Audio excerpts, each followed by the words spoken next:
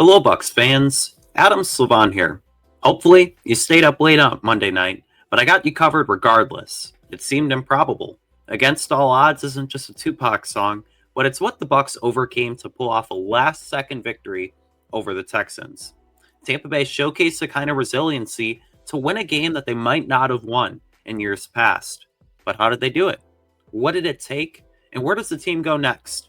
I break it all down in this week's edition of Top 10 Takeaways, starting with number 1. Wow, what a finish in Houston. The Bucs pulled it off. Quarterback Baker Mayfield willed this team to a win after such an outcome appeared bleak. I'm sure he enjoyed his Whataburger afterward. He certainly earned it. Number 2. This was another trying game filled with highs and lows. A true roller coaster ride. Tampa Bay's offense started hot and then went through a wall. When it mattered most, though, Mayfield led his second clutch game-winning drive in as many weeks. He's an absolute dog. Sometimes you got to pop out and show him. Number 3. Looking at the offense, it was a tale of two halves before the end of the game. Number 6 looked comfortable, running the show early, completing a high percentage of his passes. But then the pocket, it started to close on him as things progressed. The run game kept its nose to the grindstone throughout, with running backs Bucky Irving and Rachaad White forming a dynamic 1-2 punch that found pay dirt in the end. Number 4. The passing game did not fully develop in this one, with wide receiver Mike Evans held to 5 catches for 56 yards despite being targeted 11 times. Rookie wide receiver Emeka Egbuka, man, he does it all. He came away with another touchdown, his third in just 2 games. Is Egbuka already the NFL Offensive Rookie of the Year frontrunner? I think so. Number 5. The talent differential in the trenches became more evident as the game went on. Defensive ends Will Anderson Jr. and Danielle Hunter, they're pretty good, and they were always going to be a tough draw, but the offensive line did just enough to do it out. Given the circumstances of missing Tristan Wirfs and then seeing Luke Gedeke leave, it could have been a lot worse. Number 6.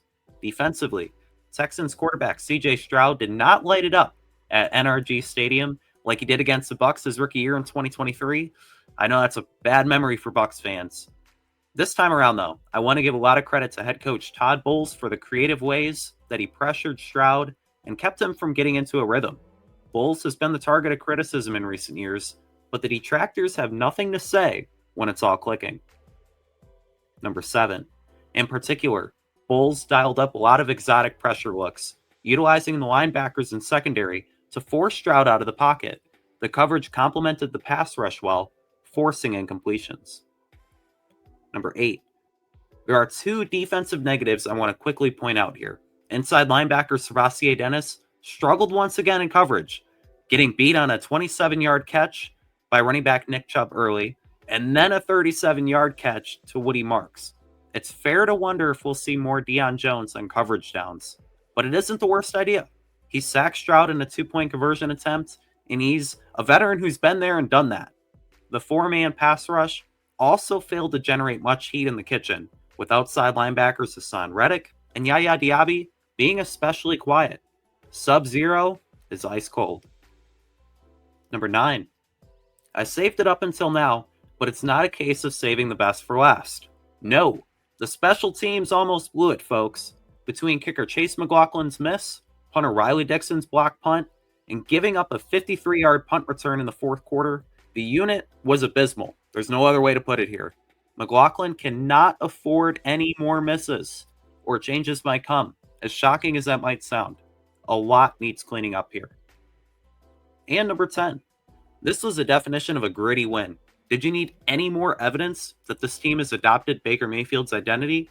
This is it. Props to Todd Bowles and Josh Grizzard for how they called this game. It isn't the ideal blueprint, but they will surely take a 2-0 start as they return home to face the Jets in Week 3. Oh, and alternate throwback jersey time. So, that'll do it for my top 10 takeaways this week, but be sure to check out pewterreport.com for even more of our post-game content. We'll be breaking down the Bucs Week 2 win further on our website and on our Pewter Report TV YouTube channel, which just hit 21,000 subscribers. We'll have our Pewter post-game podcast more Pewter Report podcasts throughout the week, and be sure to stay tuned for even more videos. When you're not doing that, you can find us on social media, X, Instagram, and Facebook at Pewter Report. To see my 10 takeaways and more of my analysis, you know where to find me on X at Adam Lives On. I hope you enjoyed this video, breaking down the Bucs' Week 2 win over the Texans. What were your biggest takeaways? Who impressed or disappointed you most? I'd love to hear your thoughts in the comments section below, and I'll see you soon for another Top 10 Takeaways.